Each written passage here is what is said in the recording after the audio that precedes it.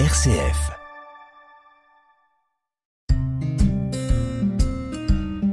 Bienvenue dans Paroles et chemins de prière sur RCF Cœur de Champagne. Avec Marie-France Gabriel, partageons un moment pour nous ressourcer spirituellement. Bonjour les amis, je suis heureuse de vous retrouver autour du livre du Père Stan Rougier, Au commencement était l'amour, paru aux Presses de la Renaissance.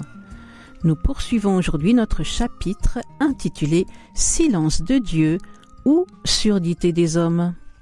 Aujourd'hui, un certain courant ésotérique se développe qui ne voit que des symboles dans les pages de la Bible. Comme si la parole de Dieu faisait de l'ombre à son être, comme si l'écoute et la relation faisaient de l'ombre à l'expérience spirituelle. Dieu n'est plus alors quelqu'un qui cherche à nouer avec toi un lien de confiance et de tendresse. Il devient un océan d'êtres dans lequel fusionneront un jour tous les vivants. J'ai connu en Inde, il y a 30 ans, un séminariste français qui, au contact des livres sacrés hindous, découvrit ébloui une conception de l'absolu au-delà de toute contingence, au-delà du temps. Le Dieu de la Bible est trop immergé dans l'histoire, trop éclaboussé par les turpitudes humaines, me disait-il.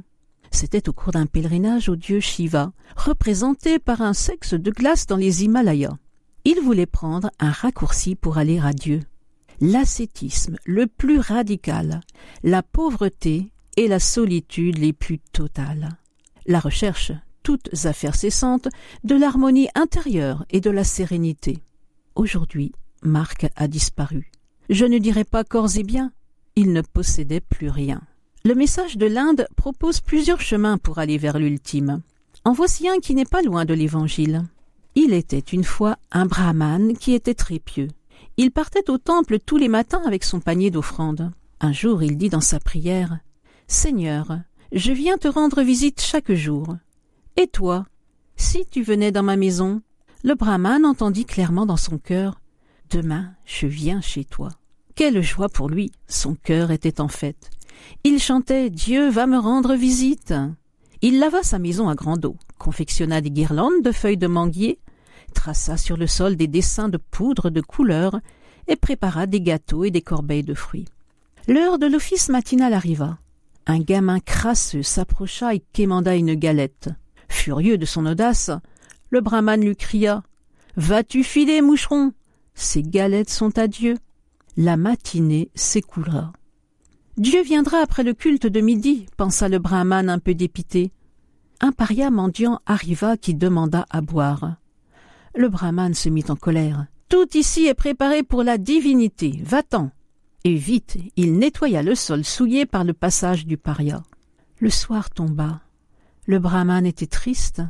Un pèlerin s'approcha et demanda la permission de dormir sur le banc devant la porte. Jamais de la vie, ce banc est réservé pour un visiteur de marque. Le lendemain, le brahmane partit pour le temple comme à son habitude. « Pourquoi n'as-tu pas tenu ta promesse, Seigneur ? Pourquoi ?» Des larmes coulèrent sur sa joue. Il entendit clairement au fond de son cœur. « 3 fois je suis venu. 3 fois tu m'as mis dehors. » Tu n'es pas plus proche de Dieu que tu ne l'es de ton semblable. Ici convergent les grandes religions. C'est leur point de ralliement. Depuis la grande réunion d'Assises en octobre 1986, je m'en rends compte de plus en plus à chaque rassemblement interreligieux. Un temps de réflexion avec Marie-France Gabriel. Paroles et chemins de prière sur RCF Cœur de Champagne. Récemment, j'écoutais l'humoriste juif Michel Boujna. Il faisait parler Dieu. Je passe l'éternité à répondre aux prières des hommes. Mais ce sont des sourds. On parle du silence de Dieu, jamais de la surdité des hommes. Je leur crie « Arrêtez, arrêtez, posez ces fusils !» Ils continuent. Mais qu'est-ce que j'ai fait aux hommes pour mériter ça ? Depuis le temps que j'écoute les hommes prier, j'aimerais tellement que les hommes écoutent ma prière. Et dans une revue, ce clown mystique ajoutait « Dieu n'est ni sourd ni muet. Il a la voix cassée. Il est mort de fatigue à force de gueuler dans nos oreilles bouchées. Ce Dieu-là n'est pas amoindri d'attendre à la porte de sa créature. L'au-delà de tout n'est pas une énergie cosmique, semblable à un énorme cumulonimbus répandant ses atomes dans l'espace. Celui que les uns nomment l'ultime et d'autres le grand patron est un amoureux blessé par notre indifférence. Jérémie chapitre 2, versets 11 à 13. Mon peuple a échangé sa gloire contre l'impuissance. Soyez-en étonnés, stupéfaits, pris d'une énorme épouvante. Ils m'ont abandonné, moi la source des eaux vives, pour se creuser des citernes fêlées qui ne gardent pas l'eau. Jérémie chapitre 3.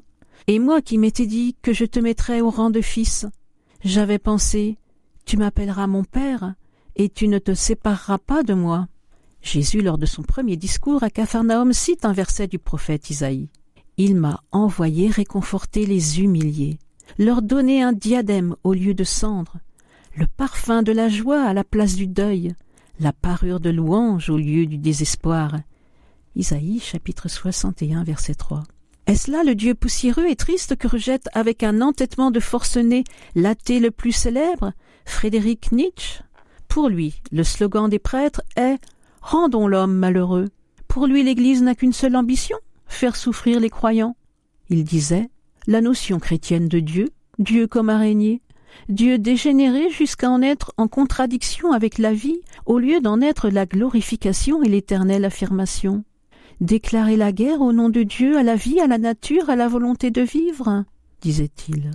Il y a eu sans aucun doute, et il y aura encore des chrétiens tristes. Mais leur tristesse ne provient pas de leur foi en Jésus-Christ.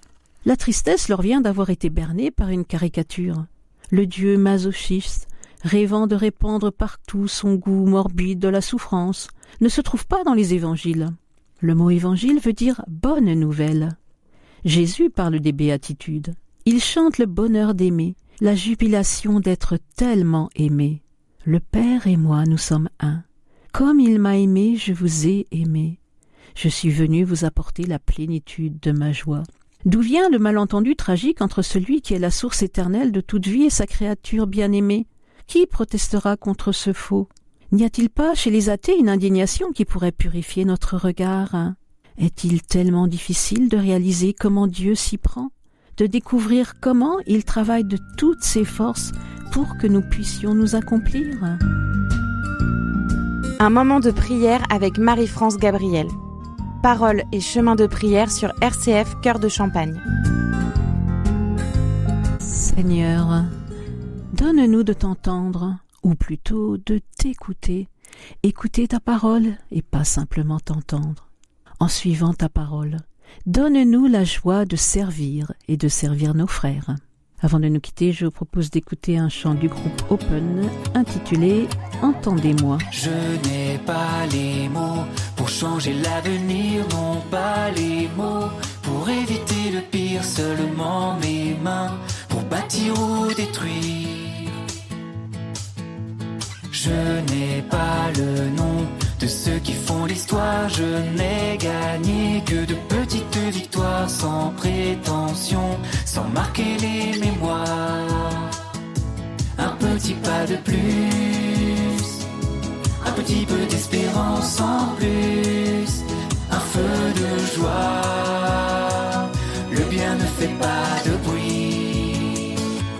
Entendez-moi.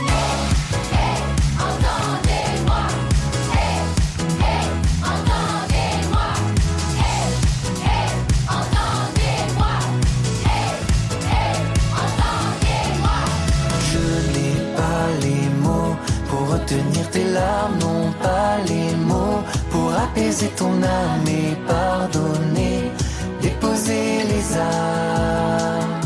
Mais ensemble on a gravi le sommet des montagnes. On a construit des palais, les plus belles cathédrales, et on va vivre à en crever comme des bandits en cavale. Un petit pas de plus. Au revoir les amis, à la semaine prochaine.